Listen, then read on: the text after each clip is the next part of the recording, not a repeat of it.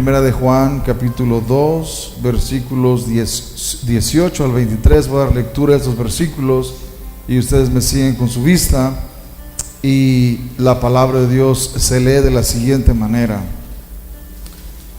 Hijitos, ya es el último tiempo, y según vosotros oísteis que el anticristo viene, así ahora han surgido muchos anticristos. Por esto conocemos que es el último tiempo. Salieron de nosotros, pero no eran de nosotros, porque si hubiesen sido de nosotros, habrían permanecido con nosotros. Pero salieron para que se manifestase que no todos son de nosotros. Pero vosotros tenéis la unción del Santo y conocéis todas las cosas. Bien, hermanos, en esta mañana estaremos viendo la tercera parte del tema que he iniciado unas semanas atrás, y el tema se titula La contribución de la iglesia en la formación del canon bíblico, y esta es la tercera y última parte que estaremos viendo en esta mañana. En el mensaje anterior, por ejemplo, vimos que una de las respuestas de la iglesia a los ataques de Marción hacia las escrituras fue el reconocimiento de los libros que son divinamente inspirados. Esa fue la primera respuesta que la iglesia dio a Marción. Marción estaba atacando las escrituras y la iglesia respondió identificando los libros que son divinamente inspirados, y posteriormente esos libros quedaron en lo que hoy se conoce como el Nuevo Testamento. Y a esos 27 libros que tenemos en el Nuevo Testamento se les denomina el canon del Nuevo Testamento, lo cual esa palabra, hermanos, en aquel tiempo significaba una regla de medir, y esa palabra ha sido usada para mostrar que esos libros que fueron escogidos como divinamente inspirados daban la medida, ¿verdad? Cumplían con los requisitos de que son divinamente inspirados. Y esto lo vimos en el mensaje anterior, por ejemplo, cómo la iglesia tuvo que diseñar algunos parámetros para identificar cuáles libros eran inspirados y cuáles libros no eran inspirados. Y el domingo anterior mencioné 4 criterios o parámetros, y esos criterios fueron los siguientes. Voy a mencionarlos una vez más porque esto va a ayudar a recordar lo que vimos el domingo anterior. El primer parámetro, hermanos, era que ese libro hubiera sido escrito por un apóstol o por alguien muy cerca de ellos, alguien muy cercano a ellos. Mencioné el libro de Marcos, por ejemplo. El Evangelio de Marcos no fue escrito por un apóstol, pero el evangelista Marcos fue un discípulo directo del apóstol Pedro. Así que Marcos tenía la autoridad para escribir un libro que fue escogido como inspirado, debido a que Marcos fue un discípulo del apóstol Pedro. Así que por esa razón Marcos, el Evangelio de Marcos, quedó finalmente en el canon del Nuevo Testamento como un libro inspirado. Bien, el segundo parámetro, mencioné que ese libro tuviera una unidad doctrinal con el resto de los demás libros inspirados. O sea, todo libro que se identificara como inspirado tenía que estar de acuerdo en unidad doctrinal con el resto de los libros inspirados, no solamente con el Antiguo Testamento, pero también con los demás libros que ya se aceptaban como inspirados en ese tiempo. El tercer parámetro que mencioné es que esos libros fueran reconocidos como inspirados por los padres apostólicos. Y estos padres apostólicos, hermanos, fueron los discípulos de los apóstoles. Fueron personas que vivieron en ese tiempo y que conocieron personalmente a los apóstoles. Ellos escribieron varias cartas y epístolas, y en ellas ellos mencionan a los evangelios, Mateo, Marcos, Lucas y Juan, como libros inspirados, como evangelios inspirados. Mencionan también la mayoría de los escritos del apóstol Pablo como escritos inspirados. Así que esto era muy importante en aquel tiempo como un parámetro para distinguir el libro, qué libro era inspirado y qué libro no era inspirado. Y el cuarto parámetro es que esos libros fueran aceptados y usados por las comunidades cristianas como palabra de Dios. Esto era también importante, aunque no era en realidad una conclusión definitiva, porque había muchos que leían, por ejemplo, algunos libros escritos por padres apostólicos, pero en realidad esos libros no eran inspirados, pero aún así eran aceptados como libros importantes. Vimos, por ejemplo, algunos de ellos que eran ya leídos en los primeros siglos, como un libro muy popular en ese tiempo, que era la Didaché, o la Instrucción de los Apóstoles, que finalmente se descartó como un libro no inspirado y no quedó en el Nuevo Testamento, en el canon del Nuevo Testamento, pero aún así ese libro era leído en las congregaciones, era leído, tal vez no como palabra de Dios, pero sí como un libro importante para conocer lo que era la doctrina cristiana. Es como, por ejemplo, hermanos, en la escuela dominical llevamos nosotros libros, ¿no es cierto? Libros no son inspirados, pero los reconocemos como importantes porque nos hablan de doctrina cristiana y son importantes. Así era la Didaché, no era un libro inspirado, pero un libro importante que hablaba de doctrina cristiana y que por lo tanto era reconocido como un escrito de gran importancia. Bien, fue por medio de seguir estos criterios o parámetros que la iglesia pudo identificar los libros inspirados, y al hacerlo solucionaron un problema que tuvo sus inicios muy temprano en la historia de la iglesia. El problema, hermanos, de cuáles eran los libros inspirados y cuáles no. Marción comenzó a atacar a los libros inspirados, dejando fuera de su propio canon o colección de libros la mayor parte del Nuevo Testamento. Dejó a un lado 3 evangelios y dejó a un lado la mayor parte de las epístolas que nosotros tenemos ahora. Él las hizo a un lado y solamente aceptó 11 libros en total. Pero la iglesia, al comenzar a trabajar en esta área, comenzó a ver que los libros inspirados eran mucho más que los que Marción había seleccionado, y así llegó a formarse lo que hoy tenemos como el Nuevo Testamento. Bien, hay una pregunta interesante, hermanos, que quiero hacer en esta mañana, y quiero tratar de contestarla brevemente. ¿Por qué tenemos 4 evangelios y no solamente uno? ¿Por qué existe Mateo, Marcos, Lucas y Juan? 3 de ellos son muy similares, se le conocen como los evangelios sinópticos, Mateo, Marcos y Lucas. El evangelio de Juan es un evangelio muy diferente a los otros 3. ¿Por qué razón la iglesia primitiva decidió, o por qué ellos decidieron incluir y aceptar como inspirados esos 4 evangelios? ¿Por qué razón?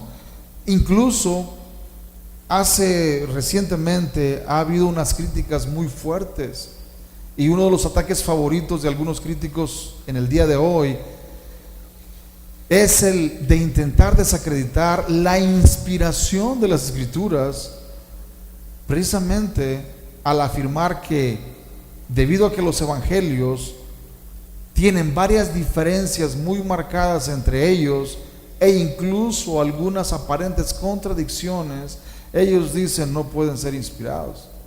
La Biblia no puede ser inspirada porque, dicen ellos, hay varias diferencias entre los evangelios. Y ese es un ataque favorito no solamente de los críticos no religiosos, pero también de los críticos religiosos, en este caso como de otras religiones, como los musulmanes, por ejemplo, que atacan la inspiración de la Biblia y precisamente acuden a ese argumento de los evangelios. Los evangelios, dicen ellos, no son idénticos, son distintos el uno del otro. Hermanos, no es que los cristianos de los primeros siglos no se dieran cuenta que hay diferencias entre ellos. Por supuesto que la versión de Mateo es diferente a la versión de Marcos, y la versión de Marcos es diferente a la versión de Lucas. No se diga el Evangelio de Juan, que el Evangelio de Juan por su mayoría contiene relatos y eventos que no existen en los otros tres evangelios.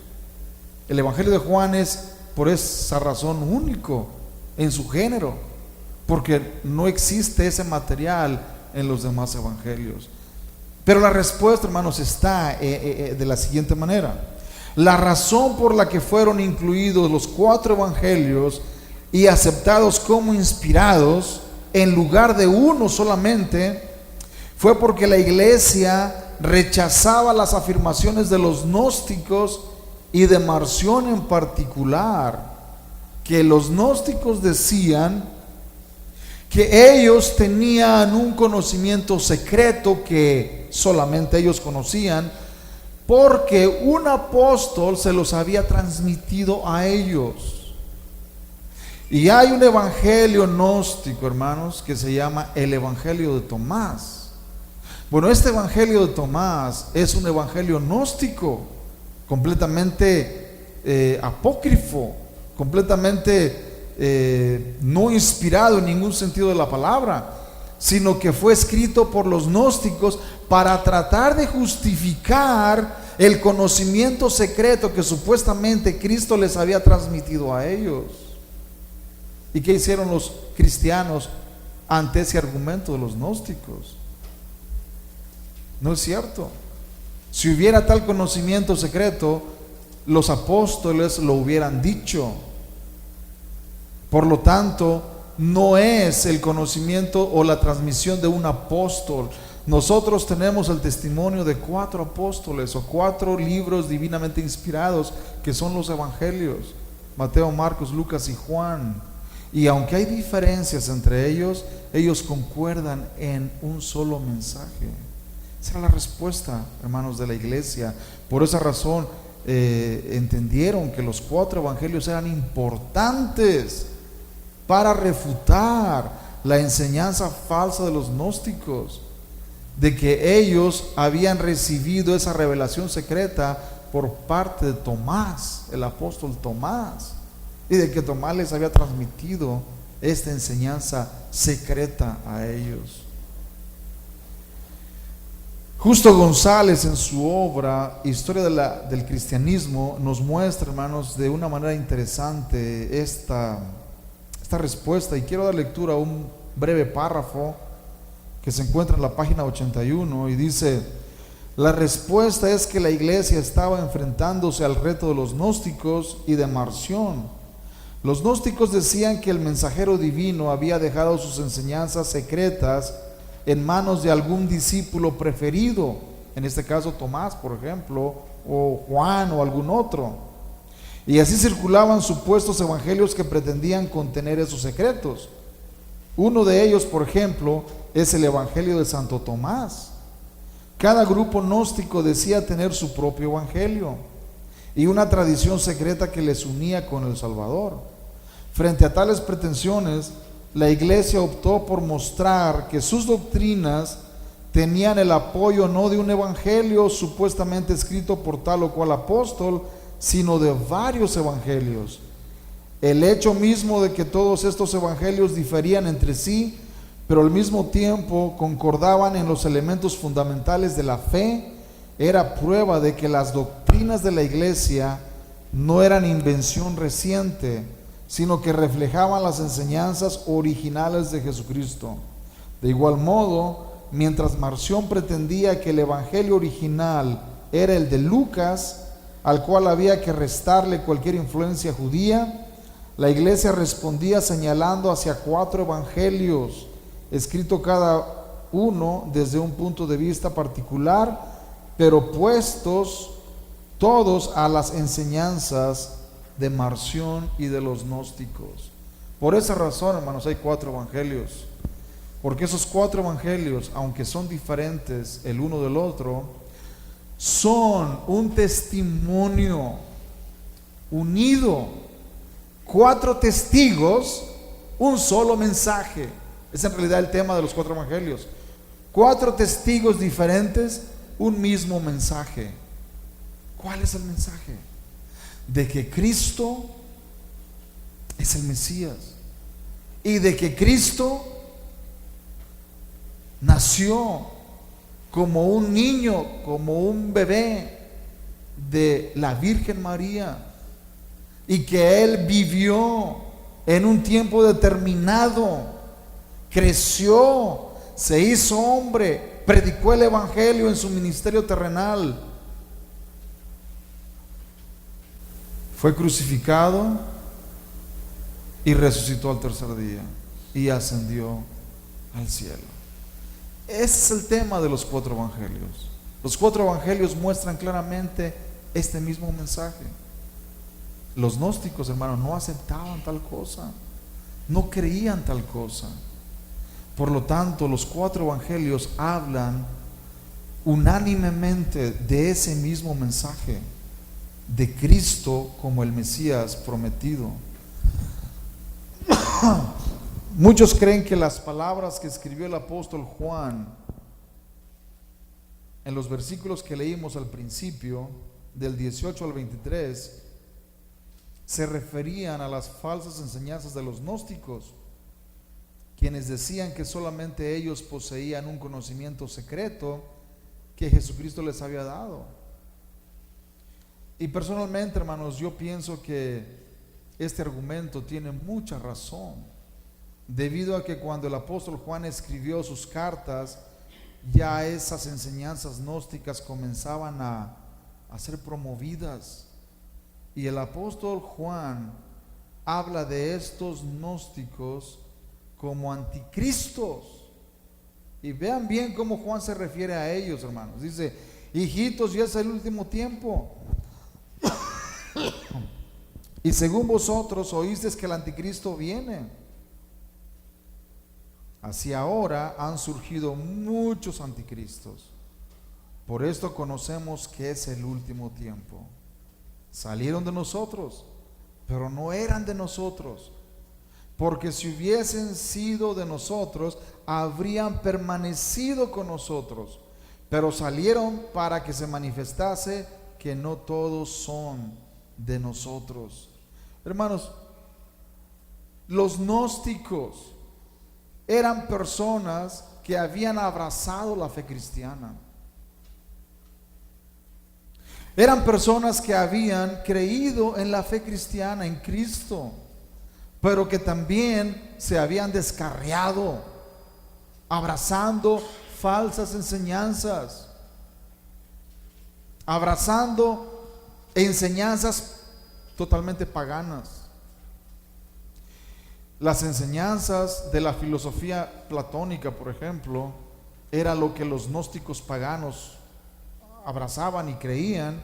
Bueno, estos cristianos que habían abrazado la fe cristiana y se encontraban como parte de la iglesia cristiana, comenzaron, así como Marción, a creer que esas enseñanzas, hermanos, gnósticas eran doctrinas y enseñanzas importantes y que eran secretos que contenían una sabiduría especial, y que por lo tanto esa sabiduría especial tenía que ser creída. Y al comenzar a creerlos, ellos abandonaron la fe verdadera, la fe original de los apóstoles, de Cristo mismo. Por eso Juan dice que esas personas salieron de entre ellos y les llama anticristos. Así ahora han surgido muchos anticristos, muchos anticristos. Por esto conocemos que es el último tiempo. Y luego dice, salieron de nosotros, mostrando que esos personajes, hermanos, los gnósticos, estaban con ellos, eran parte de la iglesia cristiana en aquel tiempo. Salieron de nosotros, pero no eran de nosotros. No eran de nosotros. Porque si hubiesen sido de nosotros, habrían permanecido con nosotros, pero salieron para que se manifestase que no todos son de nosotros. Así que, aunque habían estado esos gnósticos dentro de las filas del cristianismo, ellos habían desertado y ahora formaban una de las amenazas más peligrosas hacia la fe cristiana. ¿De qué manera? Afirmando que solamente ellos conocían ciertas enseñanzas secretas que Cristo les había transmitido a ellos por medio de un apóstol. Y en este caso, hermanos, se cree que Tomás fue el apóstol que supuestamente les transmitió ese conocimiento secreto a ellos, a los gnósticos. Por esa razón existe un evangelio gnóstico llamado el evangelio de Tomás. Sin embargo, notemos bien cómo el apóstol Juan dice en el versículo 20: pero vosotros tenéis la unción del Santo y conocéis todas las cosas. ¿Qué es lo que está queriendo decir Juan con estas palabras? No necesitan cual ningún conocimiento secreto, porque ustedes tienen la unción del Santo. Y debido a que tienen la unción del Santo, ustedes conocen todas las cosas.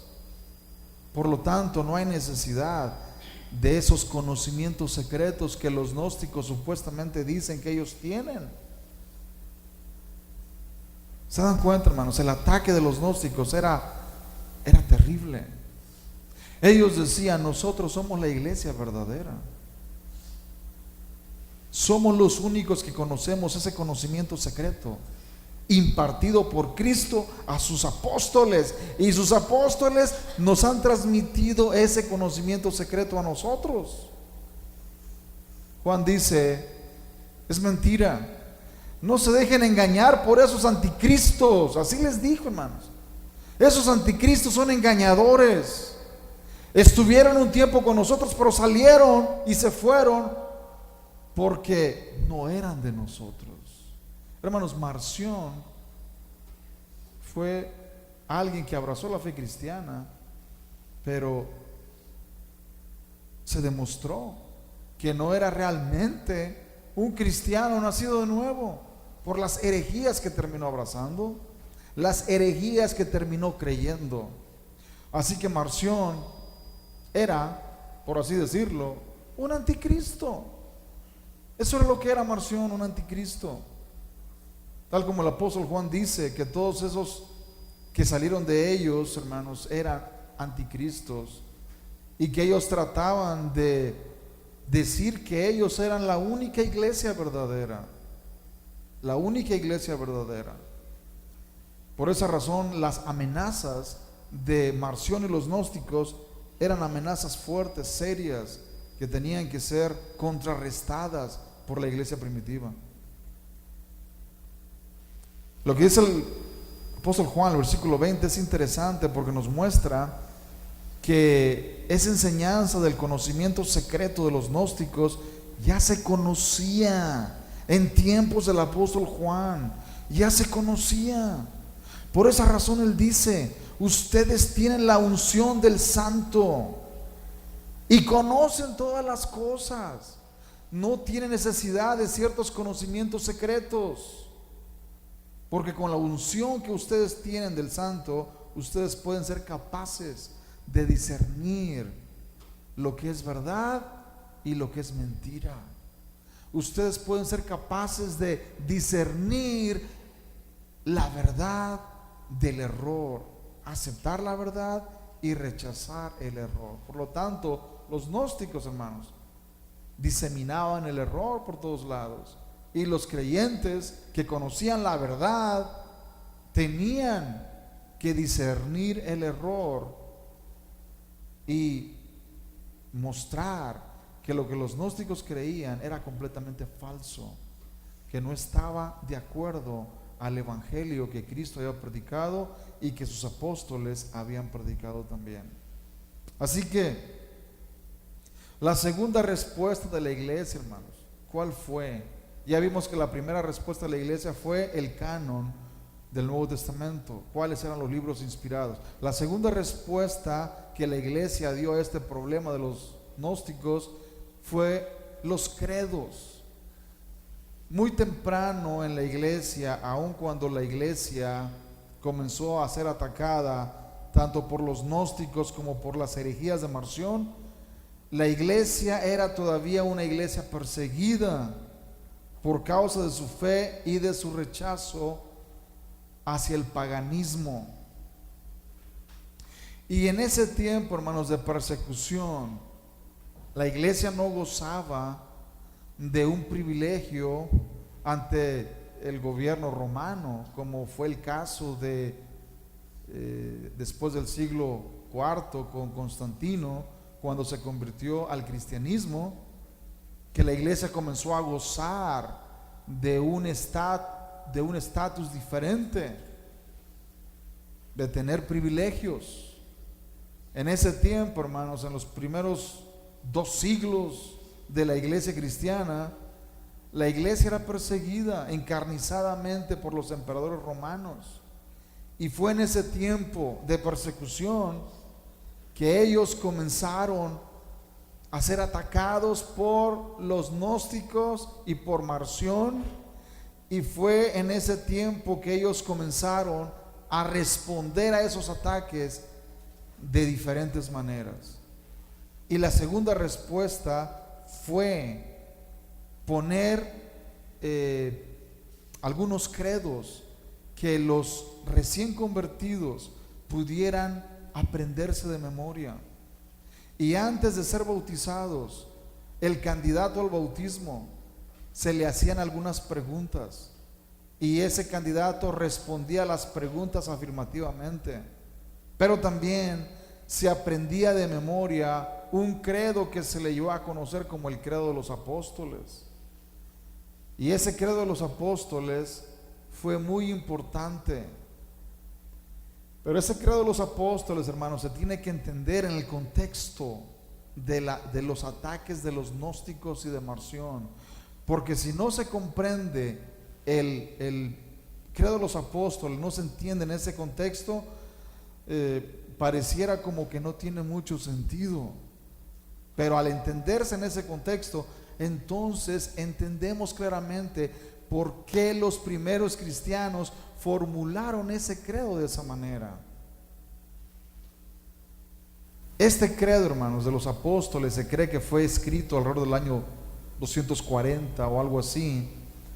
Y este credo de los apóstoles dice de la siguiente manera: creo en Dios Padre Todopoderoso, Creador del cielo y de la tierra, y en Jesucristo, su único Hijo, Señor nuestro, que fue concebido del Espíritu Santo, nació de la Virgen María, padeció bajo el poder de Poncio Pilato, fue crucificado, muerto y sepultado, descendió a los infiernos, al tercer día resucitó de entre los muertos, subió al cielo y está sentado a la diestra de Dios, Padre Todopoderoso, y desde ahí vendrá a juzgar a los vivos y a los muertos.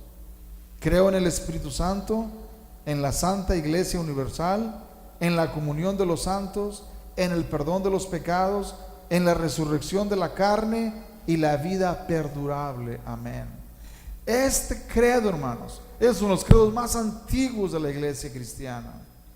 Y este credo, aunque algunos se lo atribuyen a los apóstoles, que los apóstoles lo escribieron, lo más probable es que los apóstoles no lo escribieron, fueron los cristianos muy temprano en la iglesia, en la historia de la iglesia.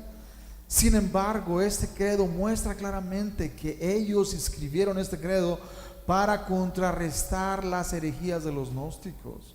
Notemos bien: creo en Dios Padre Todopoderoso, Creador del cielo y de la tierra y de todo lo que existe. Los gnósticos no creían así. Ellos creían que existían dos dioses, uno bueno y otro malo. que el Dios malo era el del Antiguo Testamento y que el Dios bueno era el Dios de amor revelado, que se había revelado en Cristo. Eran dos dioses distintos. En este credo, hermanos, se muestra que no es así, que ese Dios único, el Padre Todopoderoso, es el creador de los cielos y de la tierra, y que es el único Hijo del Padre, Jesucristo, su único Hijo, nuestro Señor. Y luego quien fue concebido por el Espíritu Santo y que nació de la Virgen María. Ellos no creían en estas cosas. Debido a que creían que la materia era mala, ellos no creían que Cristo había nacido como un bebé de una virgen. Jamás eso podría ser posible. Ellos creían que Jesucristo había aparecido de la nada siendo una persona ya adulta. Por lo tanto, no creían en estas cosas. Pero los primeros cristianos, hermanos, formularon este credo precisamente pensando en los ataques de los gnósticos. Y al hacerlo, pusieron, hermanos, uno de los credos más importantes para la iglesia de todos los tiempos, el credo de los apóstoles, que son los credos más importantes que la iglesia ha tenido a lo largo de la historia. Ahora bien, padeció bajo el poder de Poncio Pilato, fue crucificado, muerto y sepultado, y resucitó al tercer día.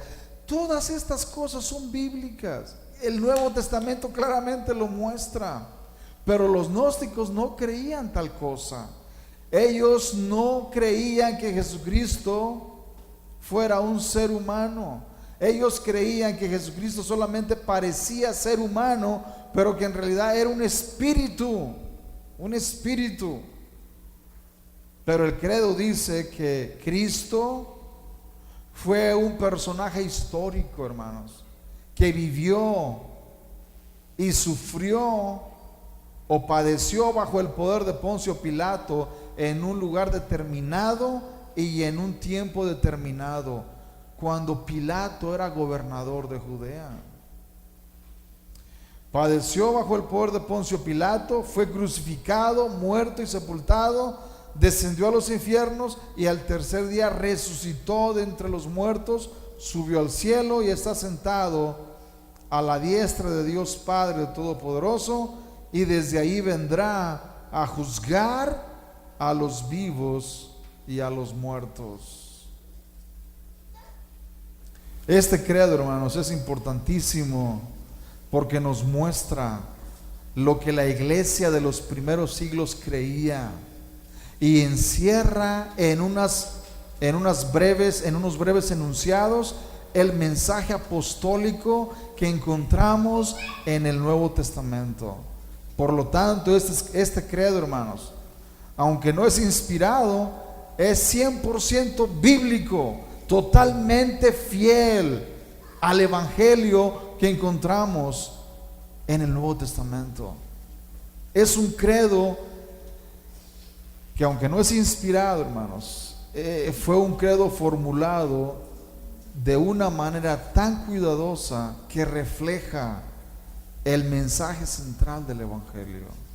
Cristo nació de una virgen, un ser humano, pero también Él padeció, murió, fue crucificado, murió y resucitó al tercer día. Todo esto concuerda y está en línea con lo que los escritores del Nuevo Testamento escribieron, los libros inspirados del Nuevo Testamento. La tercera respuesta, hermanos, ¿cuál fue la tercera respuesta de la iglesia? La sucesión apostólica. La lucha en contra de los gnósticos y herejes como Marción se centraba en la cuestión de la autoridad de la iglesia. Los gnósticos afirmaban que ellos eran los únicos que poseían un conocimiento secreto que había sido transmitido directamente por un apóstol. En tales circunstancias, el argumento de la sucesión apostólica cobró especial importancia. Ese argumento era sencillo. Si Jesucristo tenía una enseñanza secreta que comunicar, la habría comunicado a sus apóstoles. a quienes les confió la dirección de la iglesia. Y si ellos hubieran tenido una enseñanza secreta, la hubieran comunicado a sus discípulos, quienes se quedaban a cargo de las congregaciones que iban fundando. Por lo tanto, si hubiera una enseñanza secreta, esa enseñanza no se encontraría sino entre los discípulos directos de los apóstoles y de sus sucesores. Este era el argumento de los primeros cristianos en contra de los gnósticos. Ahora bien, es cierto que en fechas posteriores la idea de la sucesión apostólica fue llevada mucho más lejos, y tal como la iglesia de Roma equivocadamente cree en la actualidad, se llegó a pensar que la ordenación de los ministros solamente era válida si tales ministros eran ordenados por obispos que poseían la sucesión apostólica en una línea ininterrumpida que se remontaba hasta los tiempos de los apóstoles. Pero hermanos, esto se ha demostrado que no puede ser así, porque en los primeros siglos había iglesias que habían sido fundadas no directamente por los apóstoles, no directamente por los discípulos de los apóstoles, y aún así ellos tenían la misma doctrina apostólica, la misma doctrina apostólica. Por lo tanto, lo que los primeros cristianos dijeron de sucesión apostólica fue solamente para refutar las falsas enseñanzas de los gnósticos, no para crear lo que la Iglesia Católica Romana cree en la actualidad, una sucesión ininterrumpida de obispos hasta el día de hoy. No es así, hermano, no hay tal cosa. Eso fue un invento posterior de la Iglesia de Roma, pero no algo que los cristianos de los primeros siglos diseñaron. Ellos lo único que respondían era a las falsas enseñanzas de los gnósticos, y es todo. Pero no tenían ninguna intención de decir que el único ministerio válido era la ordenación directa de un pastor o anciano por parte de aquellos que habían sido ordenados directamente por los apóstoles. Hermanos, eso está muy lejos de ser verdad. Como conclusión voy a decir lo siguiente: aunque la doctrina de la sucesión apostólica ha sido usada por la Iglesia Católica Romana para desacreditar a las iglesias que no cuentan con una línea ininterrumpida de obispos, hasta los mismos apóstoles, en el siglo segundo lo único que se deseaba enfatizar era que los gnósticos no eran ni formaban parte de la iglesia verdadera, tal como el apóstol Juan lo había escrito también en los versículos que leímos. Eso era todo, hermano, lo que los cristianos deseaban mostrar, que los gnósticos no eran parte de la iglesia verdadera. Eso es todo. Debido a las falsas enseñanzas que creían, debido a las herejías que se encontraban abrazando y enseñando, ellos quedaban fuera de la iglesia verdadera. ¿Y qué es lo que dice el apóstol Juan? Salieron de nosotros, pero no eran de nosotros, porque si hubiesen sido de nosotros, habrían permanecido con nosotros, pero salieron para que se manifestase que no todos son de nosotros. Pongámonos de pie en esta mañana.